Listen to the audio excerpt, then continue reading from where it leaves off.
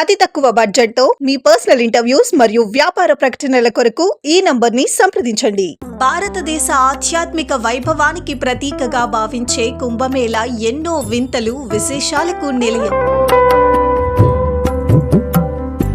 ఎంతో మంది నాగసాధువులు పవిత్ర స్నానాలు చేసేందుకు వస్తారు. వారిని చూసేందుకు కూడా భారీ సంఖ్యలో ప్రజలు ఆసక్తిగా ఎదురు చూస్తారు. అయితే అది అంతా నాణానికి ఒకవైపు. మరోవైపు నాగసాధువులుగా మారేందుకు దీక్ష కూడా ఈ సమయంలోనే ప్రారంభమవుతుంది. కుంభమేళా సమయంలోనే అఖాడాల్లోకి కొత్త సన్యాసులను కూడా చేర్చుకునే ప్రక్రియ చేపడతారు. ఈ మహాకుంభంలో మహిళలు, పురుషులను నాగసాధువులుగా మార్చే ప్రక్రియ ప్రారంభమయ్యింది.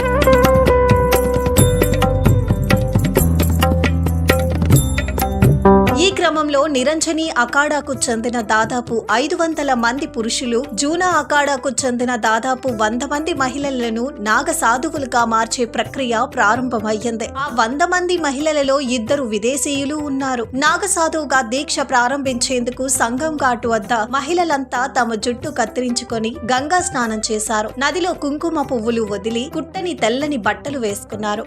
జనవరి 29న మౌని అమావాస్య తెల్లవారుజామున మహిళకు నాగ సన్యాస దీక్ష ఇస్తారు. అమెరికా, ఇటలీకి చెందిన 2 మహిళలు కూడా గంగా నది ఒడ్డున నాగ సన్యాసి దీక్ష చేపట్టారు. అమెరికా మహిళకు కామాఖ్యాదేవి అని, ఇటలీ మహిళలకు శివాని అని పేరు పెట్టారు. స్త్రీలు సన్యాసం స్వీకరించడానికి తమ అలంకారాన్ని వదులుకోవాలి. ఇప్పటికే 24 గంటల పాటు ఆహారం, నీరు లేకుండా ఈ తపస్సు చేయటం ప్రారంభించారు.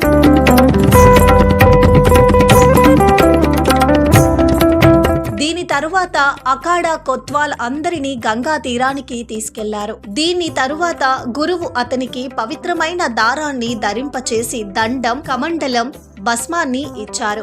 నాగ సన్యాసిగా మారటానికి నియమాలు మాత్రం ఆడ, మగ నాగ సన్యాసులకు దాదాపు సమానంగా ఉంటాయి. ఇక సనాతన ధర్మంలో స్త్రీలు పిండదానం చేయటం సరికాదు. కానీ ఆడ నాగ సాధునిగా మారటానికి మాత్రం ఆమె 17 పిండాలను దానం చెయ్యాలి. దీని తర్వాత అర్ధరాత్రి విరజ అంటే విజయ యాగం నిర్వహించటం ద్వారా కీలక ప్రక్రియ పూర్తయింది అనవచ్చు.